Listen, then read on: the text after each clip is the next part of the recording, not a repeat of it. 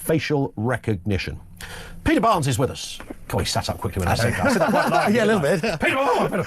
Just checking It's the like back at Instagram. school. Peter Barnes is with Barnes! He's here. That sounds familiar. Peter Barnes is with us to chew through the fat.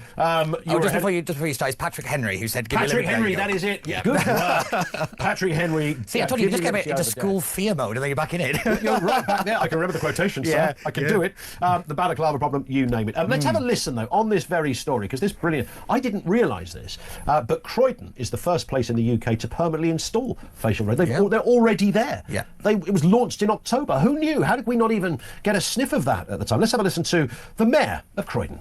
Down in North End, and it's great to see that today is the first day that the police are using the new static live facial recognition cameras. This is such an important thing that we need in the town centre. I know that so many residents are worried about safety, worried about security. Live facial recognition is taking criminals off our streets, and it's working here in Croydon. So it's a great day to see that the static cameras are now being used, and this is how we restore pride in Croydon. If this was a satirical show, it would now cut to a scene of President Xi spitting out his wine, going, "They're doing what?" Yeah. I mean, this is extraordinary. It's extraordinary. He said it with such casualness. And I did like positivity. the music in the background of the it. Music, it's a great day. A great day for what? To record every citizen. Do we have to start calling each other comrade now? Because I feel like that's now Britain that we live in. But I always point out the fact there's nearly 950,000 cameras in London. Do you feel any safer now than you did before knowing that? I don't. It doesn't mean any difference. Because this is the point, is all criminals do is they alter their behaviour. So all this, it's just going to catch people who have just maybe broken a small infringement or a small little law. They're going to have the full weight of the law come down on them, whilst smarter, more organised crime is going to just be able to work around it because you could already do it now. The big problem I have with this is I don't trust the police, nor the government, or any state institution to have this level of power and access, and we have no idea what they're using it for. Yeah. You can say that, or we can have all the safeguards, but the fundamental one is I don't trust anybody anymore, and there is a reason for that. And sorry, I just think this is it's not really Orwellian. I think it's beyond that now. I think we're into the realms of parody of it. It's ridiculous what we're living through now, but I'm kind of out of words of descriptions about how bad everything has got. It's a good answer from Barnes. Early doors. But I'm going to throw that quote at you. The other one, if you've got nothing to hide, you've got nothing to fear. I mean, it's such an anti-intellectual position. Yes, it is. Right. Yeah, 100%. But this is, we're looking for intellectual arguments from this government, with David Lammy running about. Let's meet expectations where we can find them. Isn't the problem with it? It's a bit like all of the technology that happened, stuff that you can't uninvent. So the moment that the kind of CCTV cameras came out, they were never going to go away, and it's quite a sort of delicious prospect. If you're a business or a shop, you think, well, I keep getting broken into, I'll lob a couple of cameras out there. Now, of course, you can buy them for about 20 quid on Amazon, and they come up on your phone. You can watch your own house all day long if you're that bored and see the comings and goings.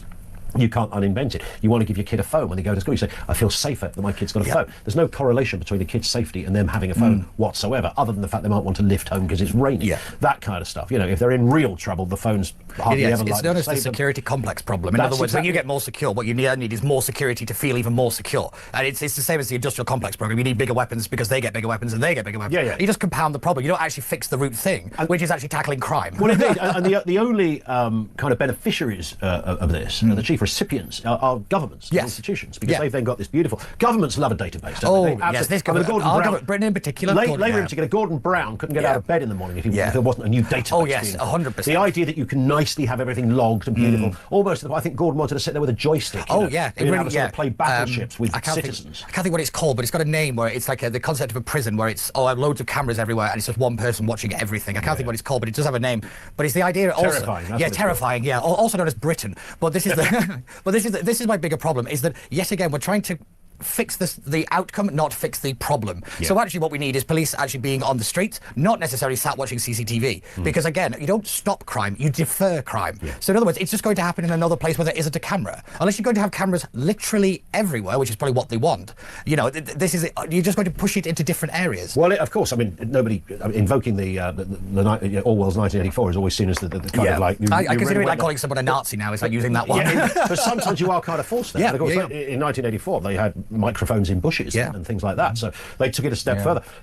And the issue with this, of course, is that the idea that we are sort of filmed literally wherever we go and databased and tracked.